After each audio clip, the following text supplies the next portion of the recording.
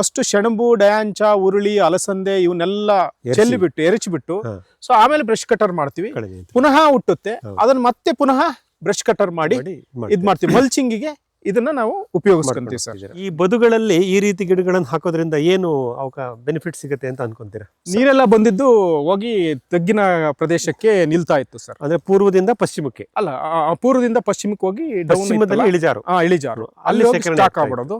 ಇಲ್ಲಿ ಕತ್ಲೆ ಇದ್ದಷ್ಟು ಸೂಕ್ಷ್ಮ ಜೀವಿಗಳು ಕೆಲಸ ಮಾಡ್ತಾ ಬರುತ್ತೆ. ಆ ಬೇರು ಓದೋದಂಗೆ ಆ ಬೇರಿನ ಮುಖಾಂತರ ನೀರು ಕೆಳಗಡೆ ಹೋಗುತ್ತೆ. ಸಾವಯವ ಗೊಬ್ಬರದಲ್ಲಿ ಖನಿಜಾಂಶಗಳಿರಲ್ಲ. ಖನಿಜಾಂಶಗಳಿರೋದೇ ಮಣ್ಣಿನಲ್ಲಿ ಅಥವಾ ಕಲ್ಲಿನಿಂದ ಆದ ಮಣ್ಣಿನಲ್ಲಿ. ನಮಸ್ಕಾರ ವೀಕ್ಷಕರೇ, ವಿವರ ಇನ್ಫೋ ವಾಹಿನಿ ಕನ್ನಡ ಯೂಟ್ಯೂಬ್ ಚಾನಲ್ಗೆ ನಿಮಗೆ ಸ್ವಾಗತ. ನಾನು ನಿಮ್ಮ HR ಮಂಜುನಾಥ್. ಈ ದಿನ ನಾವು ಚಿಕ್ಕಮಗಳೂರು ಜಿಲ್ಲೆ ಕಡೂರು ತಾಲೂಕು ಪಂಚನಹಳ್ಳಿ ಹೋಬಳಿ ಗಂಗನಹಳ್ಳಿ ಅನ್ನೋ ಗ್ರಾಮದಲ್ಲಿರ್ತಕ್ಕಂಥ ಶ್ರೀಯುತ ಓಂಕಾರ ಮೂರ್ತಿಯವರ ತೋಟಕ್ಕೆ ಬಂದಿದ್ದೀವಿ. ಇದು ಸುಮಾರು 2 ಎಕರೆ 2.5 ಎಕರೆ ವಿಸ್ತೀರ್ಣದ ಪ್ರದೇಶ. ಇದರಲ್ಲಿ ಮುಖ್ಯವಾಗಿ ತೆಂಗು ಮತ್ತು ಅಡಿಕೆ ಮಿಶ್ರ ಬೆಳೆ ಇದನ್ನು ಮಾಡಿದ್ದಾರೆ. ಇದನ್ನು ಸಂಪೂರ್ಣವಾಗಿ ಸಾವಯವ ಕೃಷಿ ಮಾಡಬೇಕು ಅಂತ ಓಂಕಾರ ಮೂರ್ತಿಗಳು ತೀರ್ಮಾನ ಮಾಡಿ ಇಲ್ಲಿ ಒಂದು ಸುಸಜ್ಜಿತವಾದ ಸಾವಯವ ಕೃಷಿಯನ್ನು ಮಾಡ್ತಾ ಇದ್ದಾರೆ. ಸಾವಯವ ಕೃಷಿಯಲ್ಲಿ ನಾವು ಅನುಸರಿರ್ತಕ್ಕಂಥ ಕೆಲವು ವಿಧಾನಗಳನ್ನು ಅವರದೇ ಒಂದು ಮೆಥಡಲ್ಲಿ ಇಲ್ಲಿ ಮಾಡಿದ್ದಾರೆ. ಅವರ ಈ ಸಾವಯವ ಕೃಷಿಯ ಈ ಪ್ರಯಾಣ ಇದುವರೆಗೂ ಹೇಗೆ ನಡೆದಿದೆ ಇಲ್ಲಿ ಅಂತ ಅವರನ್ನು ಕೇಳೋಣ. ನಮಸ್ಕಾರ ಓಂಕಾರ ಮೂರ್ತಿಯವರೇ. ನಮಸ್ಕಾರ ಸರ್. ನಿಮ್ಮ ಪರಿಚಯ ಮಾಡಿಕೊಡಿ ಮತ್ತು ಈ ಕೃಷಿ ಪ್ರದೇಶದ ವಿವರಣೆ ಕೊಡಿ. ಸರ್, ನನ್ನ ಹೆಸರು ಓಂಕಾರ ಮೂರ್ತಿ ಅಂತ. ಗಂಗನಹಳ್ಳಿ ಪಂಚನಹಳ್ಳಿ ಹೋಬಳಿ ಕಡೂರು ತಾಲೂಕು ಗ್ರಾಮ ಆಗಿತ್ತು. ಈ ಒಂದು ಪ್ರದೇಶ ಸುಮಾರು 2 ಎಕರೆನಲ್ಲಿ ತೆಂಗು, ಅಡಿಕೆ ಮತ್ತು ಕೋಕೋ, ಇತ್ತೀಚೆಗೆ ಕೋಕೋ ಹಾಕಿದ್ದೀವಿ. ಅದ್ರ ಜೊತೆಗೆ ಅಲ್ಲೇದಲ್ಲೇ ಒಂದೊಂದು ಹಣ್ಣಿನ ಗಿಡಗಳನ್ನು ಕೂಡ ಹಾಕಿರ್ತೇವೆ. ಅದೇ ರೀತಿಯಾಗಿ ಕಾಂಪಾನಿಯನ್ ಪ್ಲ್ಯಾಂಟು, ಗ್ಲಿರಿಸಿಡಿಯಾ ಮತ್ತು ಅಗಸೆ, ಸೊ ಹಾಲ್ವಾಣ ಇಂತಹ, ಮತ್ತು ಇತ್ತೀಚೆಗೆ ಈ ತೊಗರಿ ಮತ್ತು ಹರಳನ್ನು ಕೂಡ ಹಾಕಿದ್ದೀವಿ ಸರ್. ಸೊ ಇದು ಎಷ್ಟು ವರ್ಷದ ಗಿಡಗಳು ಸರ್? ಇದರಲ್ಲಿ 4 ವರ್ಷದ ಗಿಡ ಇದೆ, 3 ವರ್ಷದ ಗಿಡ ಇದೆ, 2 ವರ್ಷದಿದೆ, 1 ವರ್ಷದಿದೆ, 6 ತಿಂಗಳದಿದೆ ಸರ್. ಸೊ ಅದು ಹೋದಂಗೆ ರಿಪ್ಲೇಸ್ಮೆಂಟ್ ಮಾಡ್ತಾ ಇದೀವಿ ಸರ್. ಮುಖ್ಯವಾಗಿ ತೆಂಗು ಮತ್ತು ಅಡಿಕೆ ಈ 2 ಎಕರೆ ವಿಸ್ತೀರ್ಣದಲ್ಲಿ ಎಷ್ಟು ಗಿಡ ಬಂದಿದೆ ತೆಂಗು? ಸರ್, ನಾನು ತೆಂಗು 80 ಬಂದಿದೆ ಸರ್. ಅಡಿಕೆ ಒಂದು ನಾನು ವಿಸ್ತೀರ್ಣ ಜಾಸ್ತಿ ತಗೊಂಡಿದ್ದೀನಿ ಸರ್. ಅಂತರ ಜಾಸ್ತಿ ತಗೊಂಡಿದ್ದೀನಿ. ಹಾಗಾಗಿ 600 ಹಿಂಗಿದೆ ಸರ್. ಕಮ್ಮಿ ಆಗಿದೆ. ಸರಿ, ತೊಂದರೆ ಇಲ್ಲ. ಸೊ ಈಗ ನೈಸರ್ಗಿಕ ಕೃಷಿ ಅಥವಾ ಸಾವಯವ ಕೃಷಿನಲ್ಲಿ ನಾವು ಗಮನ ಕೊಡೋದು ಒಂದು ತೇವಾಂಶ ನಿರ್ವಹಣೆ, ಅದಕ್ಕೆ ಬೇಕಾದಂತ ನೀರಾವರಿ ವ್ಯವಸ್ಥೆ, 2 ಮುಚ್ಚಿಗೆ, ಮತ್ತೆ ಉಳುಮೆ ಮಾಡಲ್ಲ. ಇದನ್ನೆಲ್ಲ ನೀವು ನಡೆಸ್ಕೊಂಡು ಬರ್ತಾ ಇದ್ದೀರಾ. ಈ ನೀರಾವರಿ ಮತ್ತೆ ಮುಚ್ಚಿಗೆ ಇದ್ರ ಬಗ್ಗೆ ಸ್ವಲ್ಪ ನಮ್ಮ ನೀರಾವರಿಗೆ ಅಂದ್ರೆ ಸರ್, ಮೊದಲು ನಾನು ಡ್ರಿಪ್ ಇತ್ತು ಸರ್. ಡ್ರಿಪ್ ಅದರಲ್ಲಿ ಬಹಳ ಸಮಸ್ಯೆ ಆಗೋದು. ಸೊ ಆಗ ನೀವು ನನಗೆ ಸಜೆಸ್ಟ್ ಮಾಡಿರಿ, ವಿಂಕ್ಲರ್ ಅನ್ನ ಮಾಡಿಸ್ಕೊಳ್ಳಿ. ಪ್ರತಿ ಎಲ್ಲಾ ಪ್ರದೇಶನೂ ಕೂಡ ತೇವಾಂಶ ಆಗುತ್ತೆ.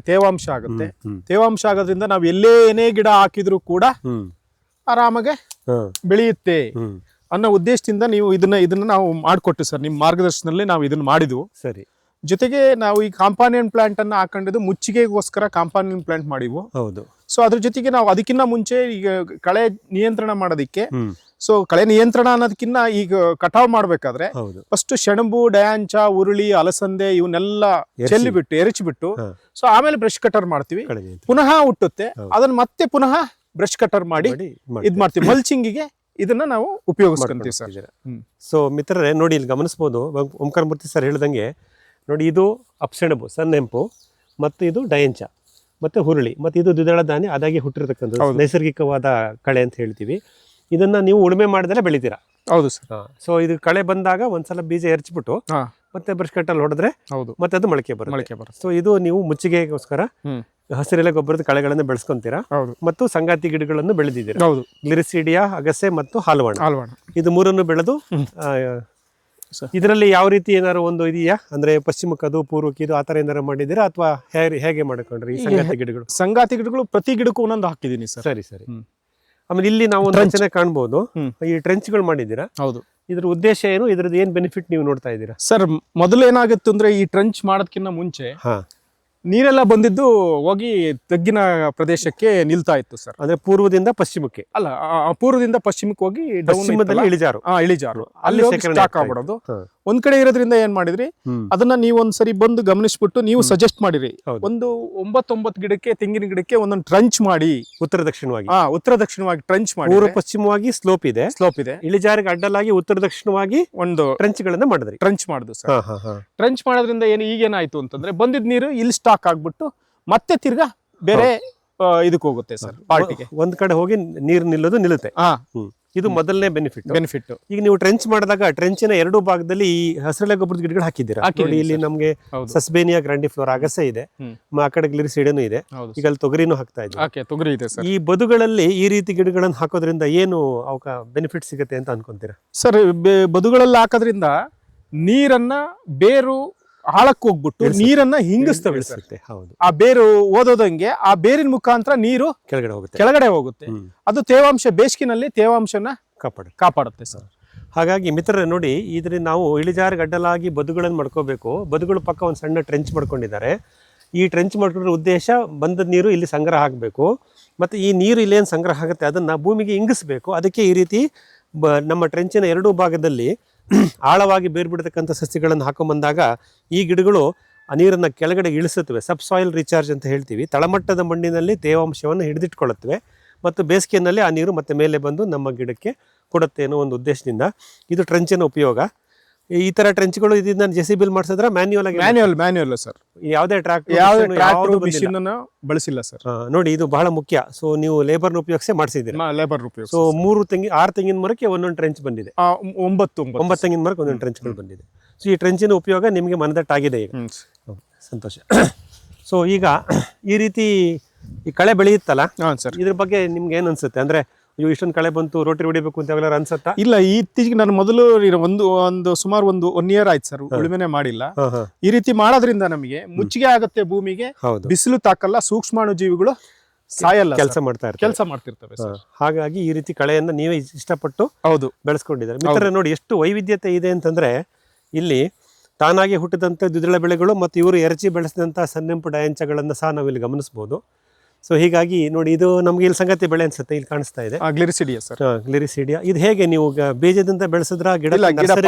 ನರ್ಸರಿ ಪಾಕೆಟ್, ನರ್ಸರಿ ಗಿಡ ತಂದು ಹಾಕಿ ಬೆಳೆಸಿದ. ಈಗ ಆಲ್ರೆಡಿ ನಿಮ್ಗೆ ಕಟಾವ್ ಬಂದಿದೆ ಅಂತ ಕಾಣುತ್ತೆ. ಕಟ್ ಮಾಡಿ ಹಾಕಿದ್ದೀರಿ, ಎರಡನೇ ಸರಿ ಕಟಾವ್ ಬಂದಿದೆ. ಇಲ್ಲ ಆಲ್ರೆಡಿ ನೀವು ಮಾಡ್ತಾ ಇದ್ದೀರಾ. ಈಗ ಇನ್ನೊಂದು ಕಟಾವ್ಗೂ ರೆಡಿ ಆಗಿದೆ. ಇದು ಎಷ್ಟು, ಒಂದು 10 ತಿಂಗಳು ಬೆಳೆನಾ ಇದು?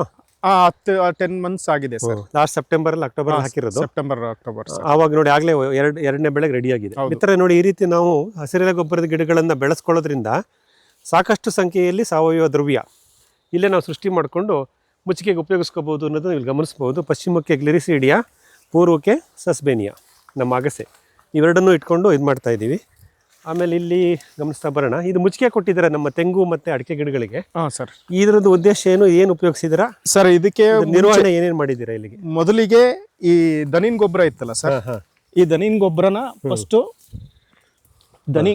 ದನಿನ್ ಗೊಬ್ಬರ ಏರ್ಸ್ಕೊಂಡು ಸರ್, ಏರ್ಸ್ಕೊಂಡ್ಬಿಟ್ಟು ಅದಕ್ಕೆ EM1 ಅನ್ನ ಹಾಕಿದ್ರು ಸರ್. ಸರಿ, EM1 ಹಾಕ್ಬಿಟ್ಟು, ಸೊ ಒಂದು ತೇವಾಂಶ ಕಾಪಾಡ್ಬಿಟ್ಟು ಅದ್ರ ಜೊತೆಗೆ ಬಯೋಚಾರ್ ಹಾಕಿದೆ ಸರ್. ಬಯೋಚಾರ್ನು ಕೂಡ ಹಾಕಿದ್ದೆ ಸರ್.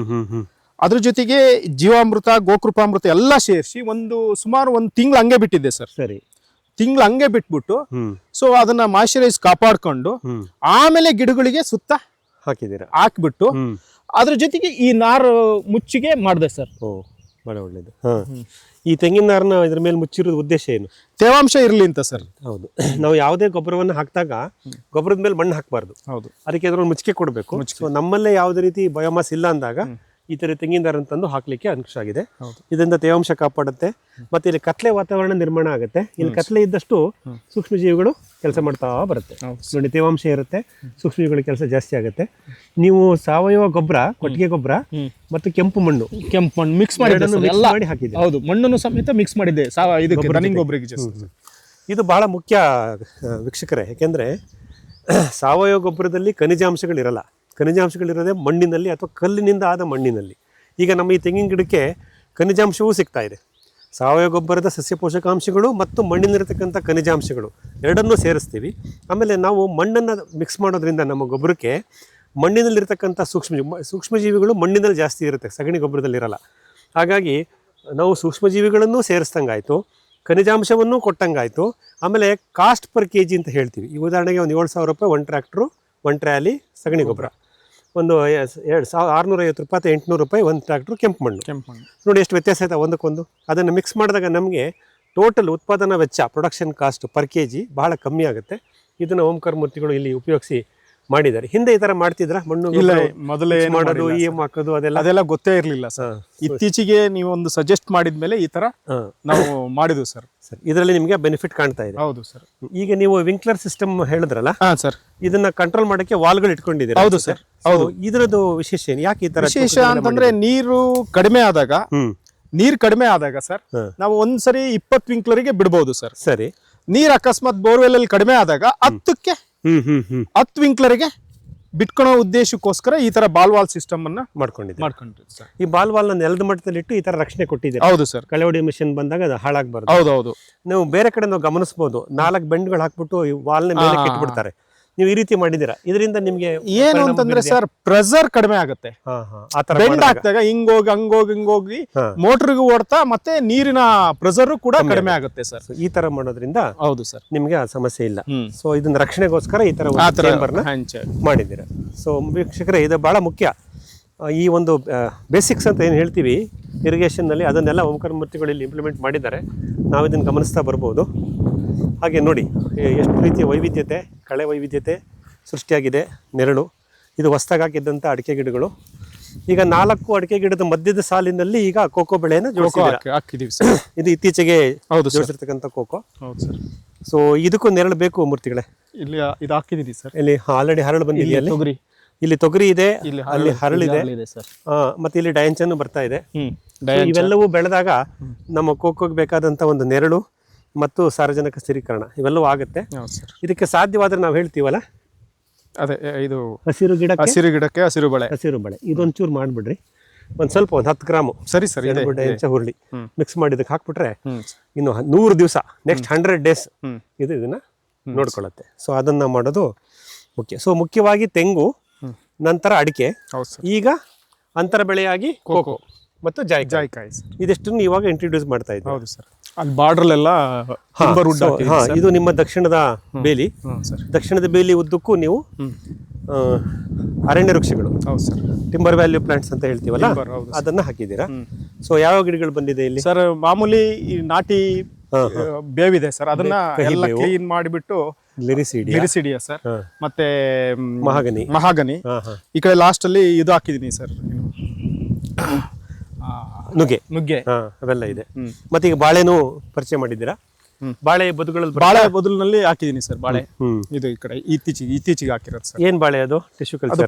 ಟಿಶ್ಯೂ ಕಲ್ಚರ್ ಪುಟ್ ಬಾಳೆ ಸರ್. ಪುಟ್ ಬಾಳೆ, ಏಲಕ್ಕಿ ಬಾಳೆ ಅಥವಾ ಪುಟ್ ಬಾಳೆ. ಈ ಪ್ರತಿ ಬದುಗಳಿಗೂ ಕೂಡ ತೊಗರಿ ಮತ್ತೆ ಹರಳು, ತೊಗರಿ ಹರಳು ಹಿಂಗೆ ಹಾಕೊಂಡು ಬಂದಿದ್ದೀನಿ. ಸರಿ. ಅದೇ ಇಲ್ಲಿ ಈ ಬದುಗಳಲ್ಲಿ ಆ ಸೈಡ್ ಅಥವಾ ಈ ಸೈಡ್ ಅಲ್ಲಿ ನೀವು ಆಳವಾಗಿ ಬೇರ್ ಬಿಡತಕ್ಕಂತ ಗ್ಲಿರಿಸಿಡಿಯಾ ಈ ತರ ಬೀಜಗಳನ್ನು ಹಾಕೊಂಬರಿ, ಗಿಡಗಳನ್ನು. ಅದು ನೀವು ಆಲ್ರೆಡಿ ನಿಮಗೆ ಗೊತ್ತಿರೋ ಹಾಗೆ ನೀರನ್ನ ಇಂಗಿಸ್ಲಿಕ್ಕೆ ಅವು ಸಹಾಯ ಮಾಡುತ್ತೆ ಅನ್ನೋದು ಗಮನಿಸಬಹುದು. ಈ ಮೊನ್ನೆ 25ನೇ ಬೇಸಿಗೆನಲ್ಲಿ ಕಾಂಡಕ್ಕೆ ನೇರ ಬಿಸಿಲು ಬೀಳಬಾರ್ದು ಅಂತ ಇದು ವ್ಯವಸ್ಥೆ ಮಾಡಿದ್ರ? ಹೌದು ಸರ್. ಈ ನೋಡಿ ನಾವು ಸುಣ್ಣ ಹೊಡಿಯೋದನ್ನ ಗಮನಿಸ್ತೀವಿ. ಇವರು ನಿಮ್ಮಲ್ಲೇ ತೆಂಗಿನ ಗರಿ ಇದೆ ಅನ್ಸುತ್ತೆ. ಹೌದು ಸರ್. ಸೊ ಇವರಲ್ಲಿ ಸಾಕಷ್ಟು ತೆಂಗಿನ ಗರಿ ಸಿಗೋದ್ರಿಂದ, ಈ ರೀತಿ ಇದು ಕಟ್ಸಿರೋದ್ರಿಂದ ಇವರಿಗೆ ಬಿಸಿಲಿನ ಬಾಧೆ ಈ ಕಾಂಡಕ್ಕೆ ಆಗಿಲ್ಲ. ಈ 25ನೇ ಬೇಸಿಗೆನಲ್ಲಿ ಕಾಪಾಡಿದ್ದಾರೆ. ಮುಂದಿನ ವರ್ಷ 26ನೇ ಬೇಸಿಗೆಗೆ ಅದರ ಅವಶ್ಯಕತೆ ಇಲ್ಲ. ಯಾಕೆ ಹೇಳಿ? ನಮ್ಮ ಸಂಗತಿ ಗಿಡ ಎತ್ತರವಾಗಿ ಬೆಳೆದು ನೆರಳನ್ನು ಮಾಡಿಕೊಡುತ್ತೆ.